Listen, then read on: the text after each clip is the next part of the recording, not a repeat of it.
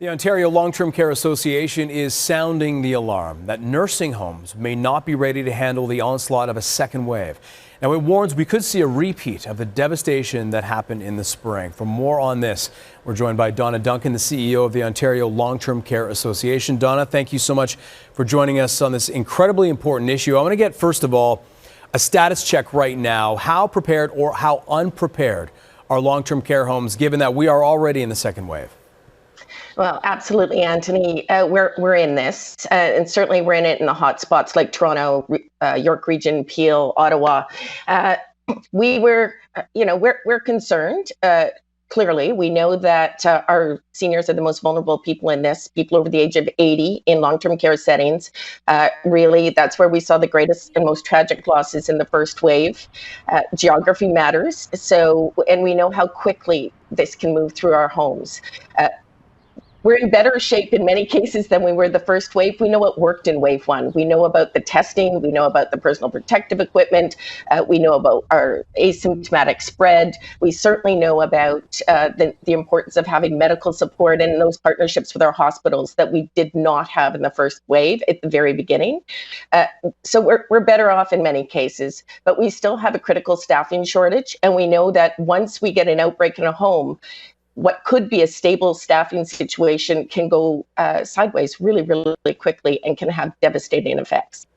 How can we rectify that situation? Is it a matter of just simply not enough people are able to do it, not enough people want to do it? What do you attribute this to? Well, there's fear. Certainly fear is in play for everybody in this, whether or not you're working in the sector. Our staff who are in long-term care working, our heroes, they're exhausted, they're tired.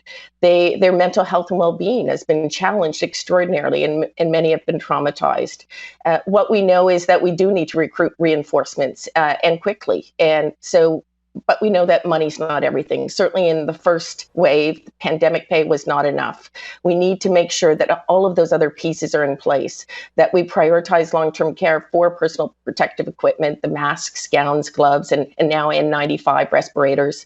Certainly we need to prioritize testing and rapid testing turnaround for long-term care homes. Hours matter in long-term care, not days, hours. We know we need to do that. And certainly we know that we need infection prevention and control expertise in every home, and for those individuals to work in partnership with local hospitals. But vigilance is paramount, and it's a bundle of things. It's not a single thing.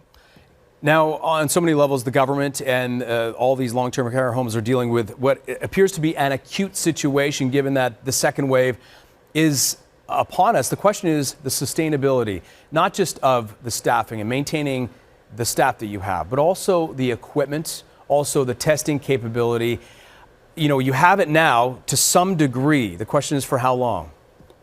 Well, and that's the question. And where we were so successful in the first wave in Ontario and Canada was that we didn't have hospital surges.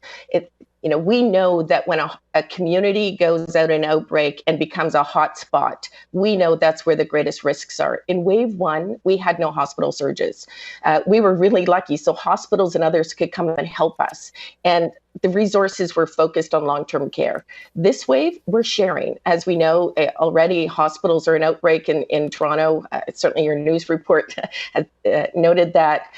So we're sharing. We're not alone. We're not the sole focus. We've got schools open. So how do we make sure that our seniors continue to be prioritized? How do we make sure that we are ready, that we have the resources we need? We know that there are a lot of unfortunate people who've lost their jobs, who work in hospitality or accommodation in other sectors. Donna, can we tap into them? In there. We are up against the clock. We appreciate your time and your insight on this. Donna Duncan with the Ontario Long-Term Care Association.